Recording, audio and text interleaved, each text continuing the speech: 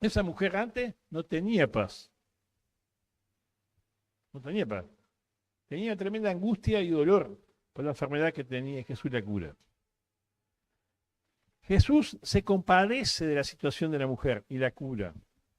Jesús se compadece de la situación de la mujer y la cura. Pero se compadece de su situación, ¿verdad? Él sabía que era una mujer que no tenía paz, que no podía disfrutar de la vida, y ahora la puede disfrutar. El Señor se compadeció de ella, tuvo misericordia y usó ese poder que tiene para ejercitar lo que su misericordia quería, que era ayudar a la mujer. ¿Me explico?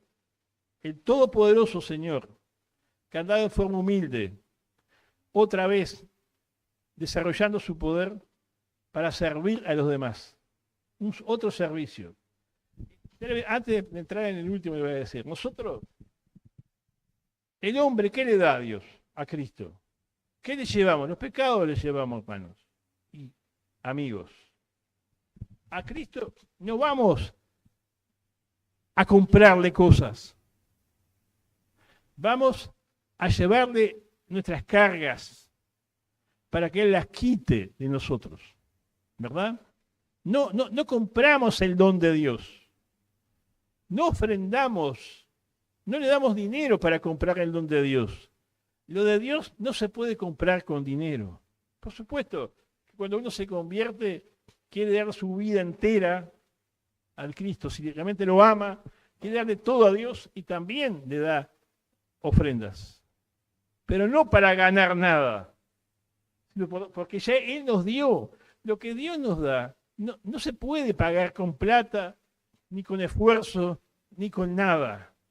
Lo que Dios nos ha dado no tiene precio, es invalorable. Es un regalo de Dios, es un don. Así que tengamos en cuenta eso.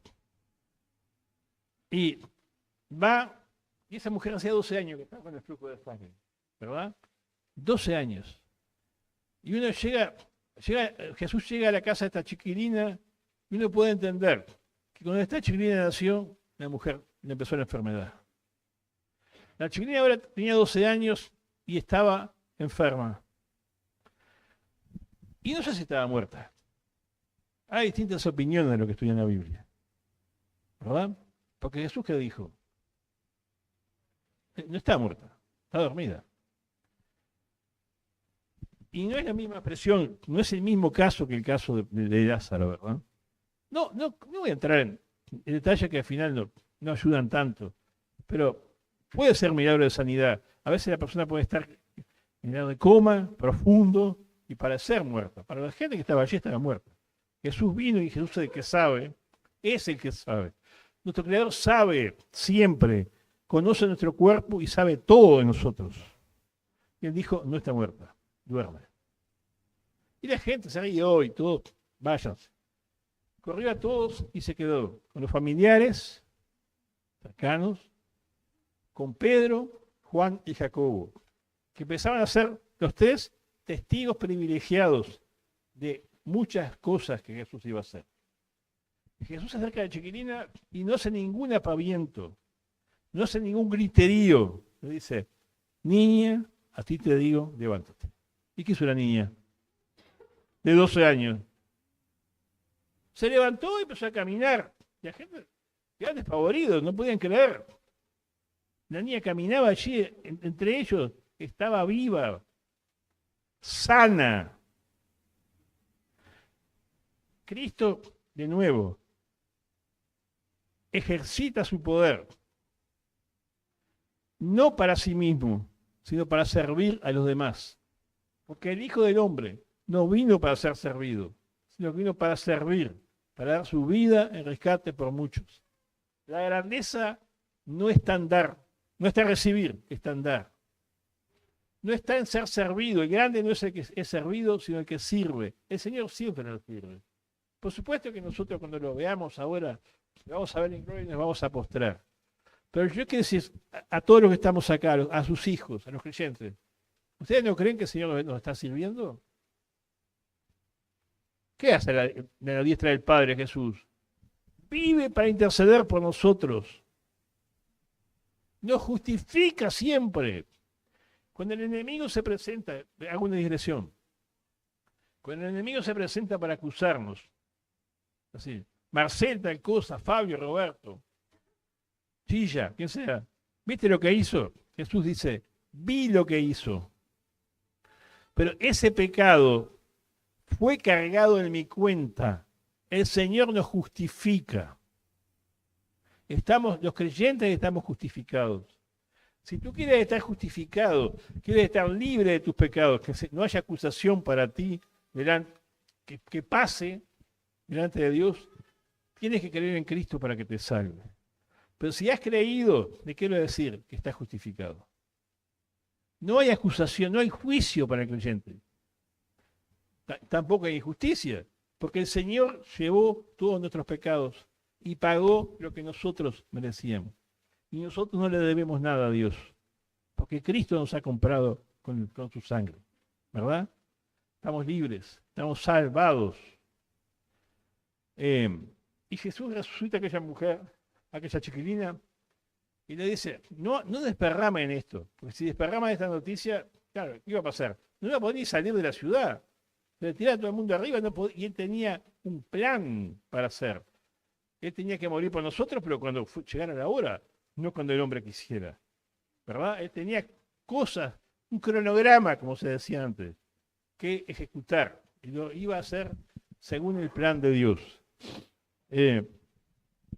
Cuando uno mira esto, dice, yo sé, alguien puede decir, el Señor sana a todos, no, el Señor no sana a todos hoy en día. El Señor hizo estas cosas en aquel tiempo. Escuchen bien. Hizo todas estas cosas para que supiéramos que Él es el Hijo de Dios, el Salvador del mundo, el prometido, y para que creyendo formáramos parte de su reino. Los creyentes somos la avanzada de su reino. Estamos en su reino y somos salvos. Y por supuesto, el Señor tiene muchas cosas prometidas para los que creen en Él.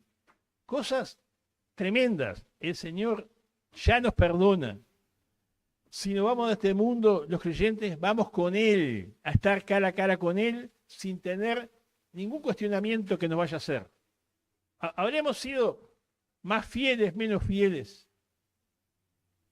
Pero el Señor nos salva igual y nos recibe igual. Después, al que fue más fiel le dará más coronas, pero es otra cosa. Pero yo sé que soy salvo, que voy a la presencia de Dios, no porque me porté hoy bien, sino porque Cristo me ha salvado. Y sé que si me da el ataque cardíaco en este momento, voy a estar con el Señor, no porque tuvo un buen día, sino porque en la cruz Cristo cargó todos mis pecados. Y lo que voy a recibir es un abrazo de Él. Hermano, el Señor nos espera con un abrazo. ¿Verdad? Vamos a ver su sonrisa. Estamos limpios de nuestros pecados. Ya. Pero el Señor además tiene preparado un cuerpo para nosotros, como el de Él. ¿A quién le duelen los huesos acá? ¿Los huesos duelen?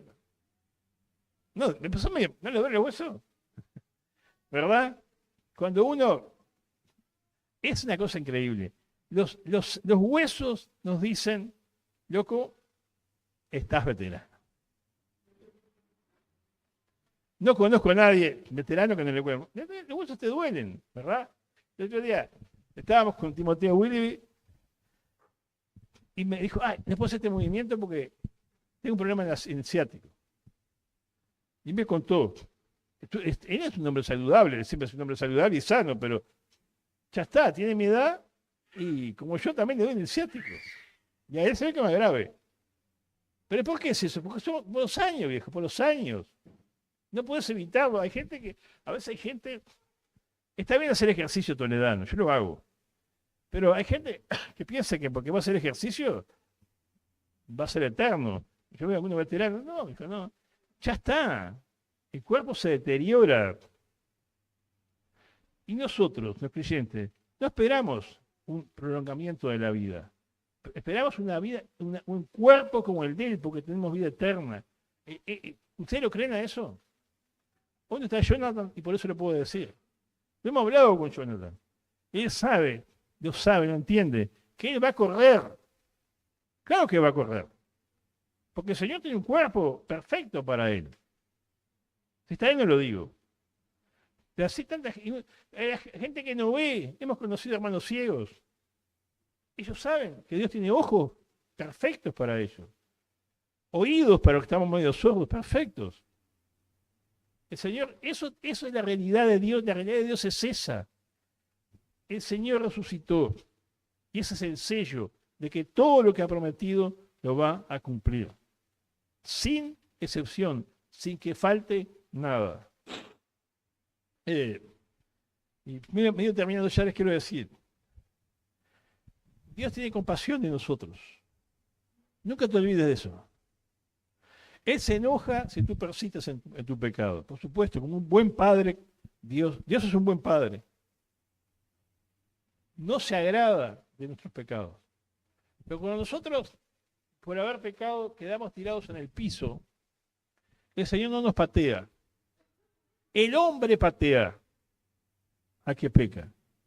El hombre patea al caído. Dios no lo patea. Jesucristo no patea al caído. Jesucristo se compadece del caído para salvarlo. A veces nosotros no recibimos el auxilio de Dios, porque nuestro orgullo no nos permite decir, Señor, sí, tenés razón, mira cómo estoy por mi culpa. Y el Señor dice, ¿viste? Yo te dije, el Señor te dice, bueno, yo vine a eso. El ejemplo clásico de esto es el pródigo. El pródigo preparó, ensayó y estuvo bien expresar su arrepentimiento al Padre. Pero cuando se encontró con el Padre fue el que corrió a abrazarlo. El Padre, no le importó nada lo que dijo, preparó una fiesta para él. Dios se compadece de nuestros pecados, ¿verdad? Y nos recibe con un abrazo. Y todos nosotros necesitamos la misericordia de Dios cada día, ¿verdad? Nuevas son, Señor, cada día tus misericordias, tu compasión inmerecida, tu gracia expresada hacia nosotros, nuevas son cada día. No reconozcamos nuestros pecados, hermano. Con Dios, frente a Dios, tenemos que reconocer nuestra falla. Reconoce, Padre, sí, no te obstines en los pecados. No te obstines en justificarte a ti mismo, si eres el que te justifica. No te obstines en explicar cosas que ha hecho mal. Si las hice mal, ayúdame, Señor. Es lo que quiere el Señor para que su misericordia se exprese, se manifieste y nos saque de las situaciones. Y quiero decirte esto también. El Señor no vino para ser servido, vino para servir, para dar su vida en rescate por muchos. Él mostró que es el Todopoderoso, que ejercita su poder al servicio de su misericordia para servir a los hombres. Y Él quiere que nosotros seamos como Él. Él dice, aprendan de mí, quiere que seamos como Él. ¿En qué sentido? Que tenemos misericordia de las personas, ¿verdad? Cuando una persona está caída, cuando una persona está mal, Él quiere que manifestemos su misericordia en el nombre y de parte de Él. Me explico lo que digo, ¿no? Me explico. No seas duro. No, yo no digo que tú justifiques los pecados de los demás. No hay que justificar nada. El único que puede justificar es Dios. Pero cuando alguien está caído, expresa tu misericordia. Nosotros somos los instrumentos de Dios. Nosotros somos el cuerpo de Cristo. Como en otro ámbito se dice. ¿Por medio de quién hace Dios las cosas hoy? Alguien me puede decir rápidamente, por medio del Espíritu. ¿Sí? ¿Pero el Espíritu dónde vive? En nosotros. Nosotros somos las manos, la voz, el oído de Dios. La iglesia es eso. Y entonces nosotros somos los que tenemos que expresar y ejecutar con la guía de Él lo que Él quiere hacer a la gente. ¿Verdad?